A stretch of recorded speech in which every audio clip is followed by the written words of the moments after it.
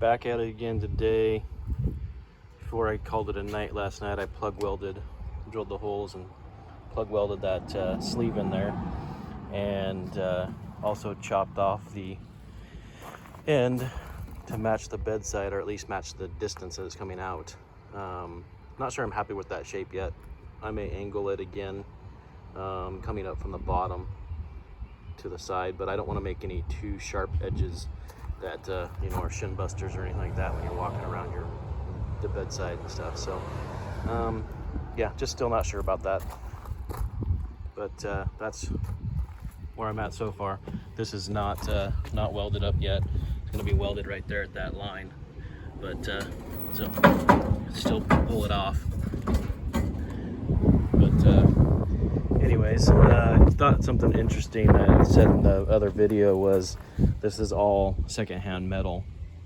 A lot of guys won't want to work with it and stuff like that, but whenever I see scrap metal being given away or whatever, I always look at it as blank slate and cost savings and stuff. So when I got this stuff, it was unique. Some of it was nice and straight and not nothing welded to it, and other stuff was completely welded up, and that was this piece right here was what I made that out of. So I mean, you can kind of see where the square was welded on the top here, because that was open, and so it kind of pitted the metal there. But and then it had these similar same slots cut in it that one had, but and then it had other things welded to the side of it here, to the bottom, the other side. There was more welded on this side. So cleaning that up can take some time, but I always envision things. What do I need? What can I make out of it? What does it do for me? Sometimes it ends up in my scrap bin for a while, and then oh, I need something. So just showing what it was. That's what it was, and that's what it became. And being that it was already missing that middle chunk out of it, I just pie sliced it back like that, and then was able to close them together, and created that piece that I needed without having to cut up a nice chunk of metal. Use the scrap piece that probably would normally end up in a scrap bin and not used. The crappy part about it is always the cleaning that up, cutting those old welds, smoothing it back out and stuff. It's time consuming, so you can understand not wanting to do it, but just something that if you see metal and you're wanting to start welding, or you're wanting to do a project and stuff, and funds or money, budget's always an issue, it seems like, when it comes to projects. So I always try to grab metal whenever I see it. Doesn't matter what it is. Just when you're doing these type of projects, you just don't know what you're going to need until you need it, and trying to go to the metal store all the time isn't convenient and stuff. So if you can have a little stash, just trying to point that out. As far as metal is one of those things that to me, it doesn't scare me, it doesn't bother me one bit to have to grind on it, cut on it, move it, weld it, whatever, because that's the fun of it. But anyways, I'm gonna keep working. That was my little tip for the day. But anyways, talk to you guys again when I get some more done. So I was just showing you guys this piece earlier with all the little added welded on pieces and chunks of old welds and stuff, and here it is all cleaned up. So this is what I was talking about. So grabbing scrap stuff and everything, and bringing it home and saving it for future projects, or even just practicing welding if you're just starting out. You're not spending any money on this type of stuff. It's just scrap that nobody wanted, throwing it away. So grab it, bring it home, practice on it, cut it, grind it, see how it responds. Especially if you're learning on your own and you don't have, you didn't take cleaning classes or whatever. I mean, obviously, if you can go take classes, learn as much as you can.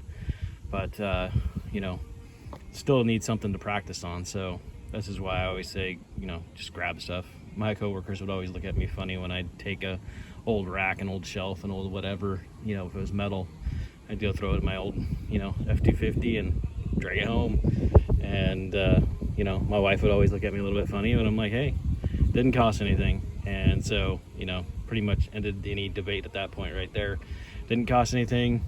I'll make it disappear and you won't have to look at it. So that's what I always end up doing, or not end up doing a lot. Anyway, so now I need to basically do the reverse for the other side. You know, I'll cut this down here like this, and then I'll cut a, you know, I'll take an angle from this point here all the way over to this corner here and cut that pie cut out, do it to both sides, push it down, and that will create this, you know, sloped up look to it. Seeing them do it on many different shows, YouTube channels, stuff like that.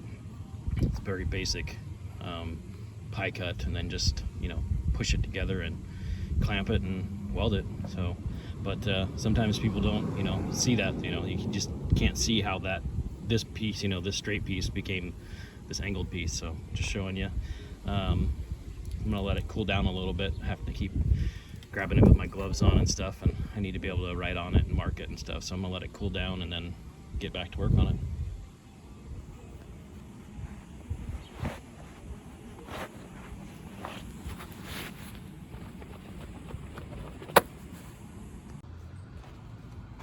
So here is what I was talking about. Did the relief cut like I showed you guys, or that pie cut that allowed this to bend, close the gap, squished it together with clamps, took that little triangle pie piece that I took out of this section, flipped it over, and it almost fits perfectly in there. Got to do a little bit of grinding, a little trimming to make it work. Leaves a nice gap to weld, get, you know, weld it all up. Everything, both sides are done. So now just weld it all in, and I got my other side, or my driver's side, little bumper angled piece. So I'll go ahead and get that done. I have to make the other piece, that is the extension. I still need to make the sleeve for this side. But this one is already, this was the cut off piece from that side, and the angle is correct. It's just flipped over. Just need to shorten that piece up to about the same length as what you see there. So just this little section, a little long right now. But make the sleeve, chop that down, weld up the angle piece that's over there on the workbench, and yeah, should be fun. It's always fun to make something and then a one-off and then have to reverse it, flip it, and make it identical on the opposite side. So probably the one thing about automotive stuff that I probably don't like the most is I can make it once, but now I have to make it again, so, and reverse it. And that's always the fun part. So you don't want to get too far ahead of yourself, get one side all done, and then now have to try to remember everything, or, you know, save all your patterns and stuff. But it's one thing I've learned is, yeah, don't get too far ahead of yourself building one side. This was kind of the thing that happened to me on this thing, is that, you know, I'm sitting here trying to make it look good. I'm trying to make it look, flow and look the way I want it to. Getting there, but now sitting there going, I got to recreate this whole thing on the other side. And that's where it just became too much. I just didn't care enough to want to do it. So that's where, if I can give any advice, just don't get too far ahead of yourself building something. Because the other one thing is, you know, if you do try to build both sides at the same time and you don't like it, now you've wasted double the metal, double the supplies. You know, but do little bits at a time and make sure you really do like it and that's what you want. But anyways, time to get the welder out and weld up that piece. So I have to apologize, I didn't get as much done as I was hoping to this weekend.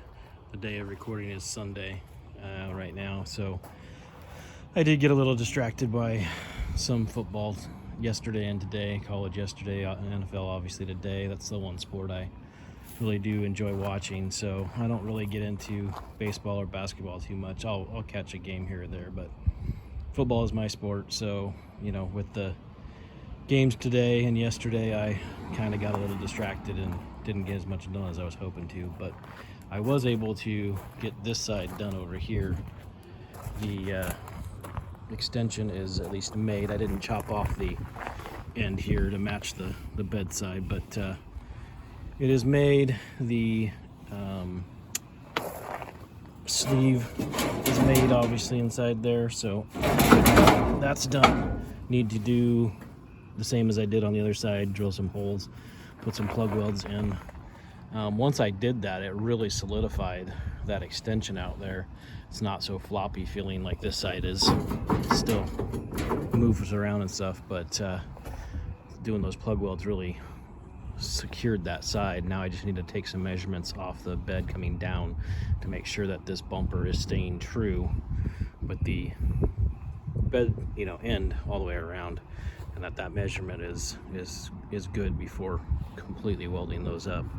I'll probably chop or cut the spot welds off of these uprights that are connecting it to the bed, lift this whole thing up onto the workbench, and then, you know, weld these seams all the way around, be able to turn it over and work on it much easier. You know, just like I said before, plan your welds. Don't plan on welding it to the bed until, you know, I'm happy with everything, the way it fits and everything like that, and then create some down supports that come down from the bed for the outside of this, you know, whether it be an angled piece or straight down. I'm not sure yet. I haven't decided. I'm sure there'll be a straight down piece somewhere else on here, but, you know, try to give it some angle support, so if this thing ever does get rear-ended, or the person that buys it and puts it on their truck backs into something, that it just doesn't buckle the whole bumper.